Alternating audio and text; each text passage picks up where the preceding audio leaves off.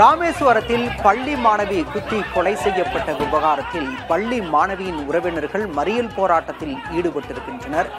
ராமேஸ்வரத்தில் காதல் விவகாரத்தில் பள்ளி மாணவி குத்தி கொலை செய்யப்பட்டதாக தகவல் வெளியான நிலையில் தற்போது உறவினர்கள் ராமேஸ்வரம் துறைமுகம் காவல் நிலையத்தை முற்றுகையிட்டு போராட்டத்தில் ஈடுபட்டிருக்கின்றனர். நாம் அந்த காட்சிகளை பார்த்துக் கொண்டிருக்கின்றோம்.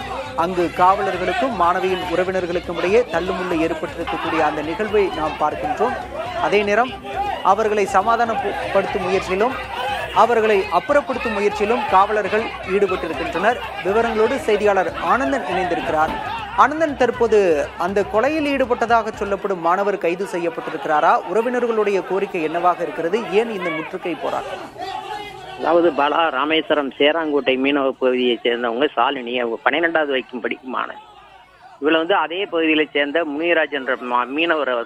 இவர் அதாவது கடந்த ஒரு 10 நாட்களாக பின்தொடர்ந்து வலுக்கட்டாயமாக காதலிப்பதாக கூறியுள்ளார். இது நிலையில இந்த மாணவி கடந்த 2 நாளைக்கு முன்னாடி தனது அப்பாவிடம் இந்த புகாரை கொடுத்திருக்காங்க. அவங்களுமே வீட்டுல போய் அதாவது அந்த முனியராஜ் கொலை செய்த கொலையாளி அப்பா அம்மாவிடம் கூறி சமாதானம் பேசி எழுத்திருக்காங்க. நிலையில இன்னைக்கு காலையில பள்ளிக்கு செல்லும் மாணவியை மறுபடியும் தன்னை வச்சிருந்த கத்தியை காட்டி மிரட்டி என்னை காதலிக்க வேண்டும் அப்படின்னு வற்புறுத்தியிருக்காரு. ஆனா அந்த மாணவி மறுத்த நிலையில உடனடியா கழுத்துல கீறின உடனே அந்த காயம் பலமா வடிவட்டு இறந்துட்டாங்க. இந்நிலையில அதாவது முனியராஜை போலீசார் உடனடியா கைது பண்ணி காவல் நிலையத்தில் ஜட்டி துறைமுக காவல் நிலையத்தில் வைக்கப்பட்டிருக்காங்க.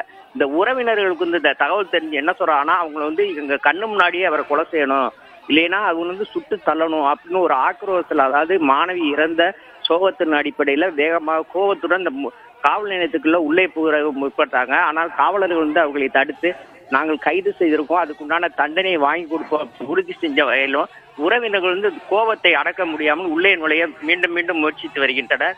இதனால் காவல் நிலையம் பூட்டப்பட்டு அதே கொலையாளி உள்ளே வைக்கப்பட்டுள்ளார்.